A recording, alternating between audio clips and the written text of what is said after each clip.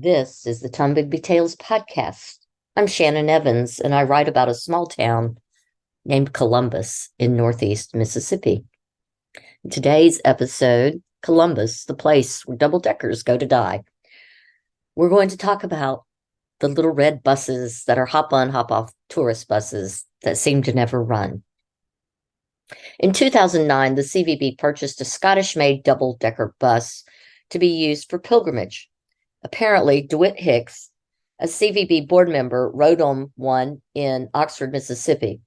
The CVB then director, Sissimanakis, made inquiries and purchased a double-decker, and it was shipped into New Brunswick, Georgia. And it took 2 days to arrive, as the max speed of a double-decker bus is approximately 35 miles per hour.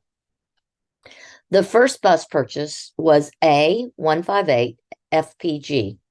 It was first registered in Scotland in May of 1984 and was originally cream-colored. It was a tourist bus used by Lothian Regional Transport. It was decommissioned there in 2009. It has been solid cream-colored and had a lime green stripe and later a forest green stripe. It has been run in Scotland by Majestic Tour, Edinburgh Tours, and Mac Tours before being decommissioned and exported to the United States to its current home in Columbus, Mississippi. The bus arrived, painted red, and the Visit Columbus logo applied. It was serviced by Waters Truck and Tractor and made ready for use. It entered service in Columbus in Christmas parades, after Christmas tours of Columbus, pilgrimage, weddings, and other events like the Tennessee Williams tribute events. The double-decker tour bus was used in spring of 2010, not only to shuttle tourists around in pilgrimage, but also was used 3 times to rescue tourists on other buses that had either broken down during the tour or got stuck in the good old springtime-generated Mississippi mud. Thanks to Waters Truck and Tractor's own Robert Meady, the top-heavy bus got everyone safely to their destination and back. Of course, this was also when Columbus still hosted conventions and conferences like the State's Bed and Breakfast Association annual meeting, the Mississippi Exchange Club District Convention, and various other events and conferences. The bus, purchased by the CVB, was left in the hands of the Columbus Cultural Heritage Foundation. Groups rented the bus, including the W, for incoming freshman orientation events. But the bus began to have mechanical issues that are still mysteriously ill-defined and untended or reviewed by any certified diesel mechanics. In 2014, the CVB's director, Nancy Luke Carpenter, began to hint strongly at the need for a new double-decker bus. She began soliciting quotes, and they rolled in between $30,000 and $70,000 per a September 18th, 2014 Dispatch article. Carpenter wanted a new bus, never determining if money might be better spent properly repairing the existing bus, nor did she look at the income off of the bus that had been generated in prior years. Double-decker parts are readily available, and they are hardy vehicles if properly tended. Many from the early 1960s are still on the road all over England, Scotland, and Ireland, as well as other places. The engines have a magnificent lifespan, 3 times the 100 or so thousand miles that are on the 1984 model the CVB owns. The CVB board liked the idea of the bus, but failed to include any maintenance, routine or otherwise, in the budget for its care. Yet, they were all eager at that time for Carpenter to begin shopping for new-to-them bus. But remember, let's not forget that the CVB board and the foundation board at this time were still one and the same. So we can use them interchangeably when we speak about the lifespan of who was responsible for this bus. New bus to the CVB and the foundation meant a bus that would be 25 years or older in order to get around emission standards and tax levies for import. Some brief mention was made about selling the 1984 bus in that 2014 meeting to offset cost of a newer bus. Nothing more is mentioned about the bus until 2018, when in July, when economic woes struck the CVB due to the revocation of the 2% restaurant tax, and the slashing of the CVB, and by default, the foundation budget.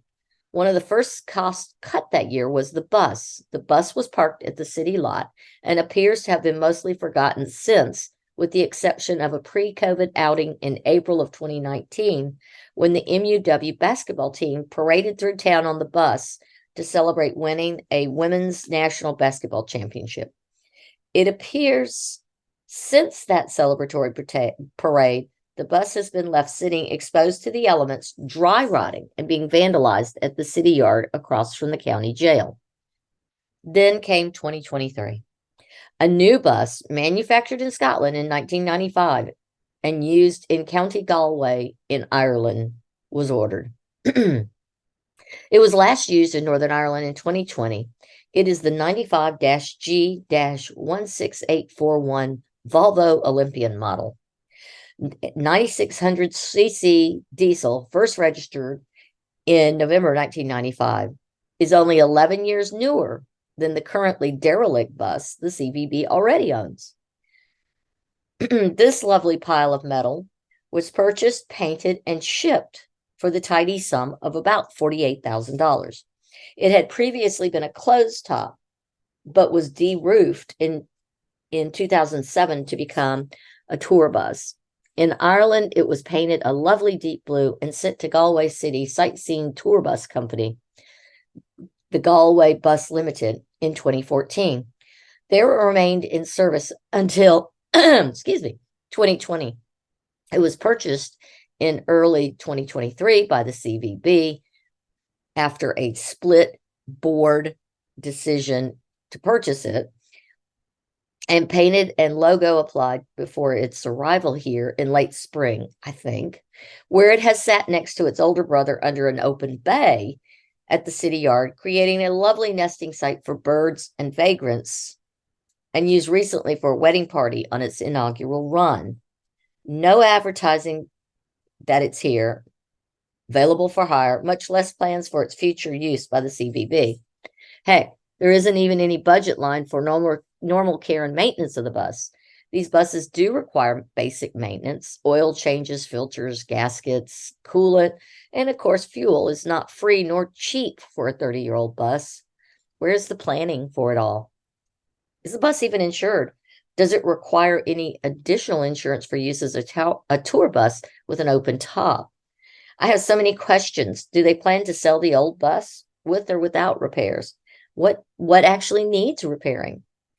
The gasket seals in the entry doorway are dry rotted and big chunks are missing, and one of the long window panels is shattered. It looks like someone broke it trying to gain entrance. What will that cost to repair? Could the sale of that bus offset some of the costs of purchasing the new bus? Has the old bus remained on the CVB's insurance plan? Why or why not? Those tires are pretty low on the old bus. Are they in need of replacement before selling, or just need a fresh batch of air shoved in them?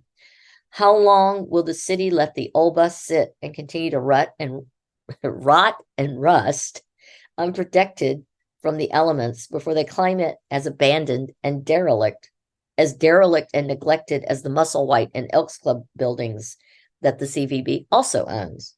What plan does the CVB have to get the new bus moving and in service? It might help if the director brought tourists to town who might be inclined to ride that bus. Or is this just another case of Babs the Bamboozler wasting more taxpayers' dollars? Why do we buy buses that have been sold and resold in the UK and possibly have a very neglected service history? I think we all know that this new bus will go the way of the old bus. Maybe Nancy Carpenter is trying to put Columbus, Mississippi on the tourist map as the place where old double-decker buses go to die.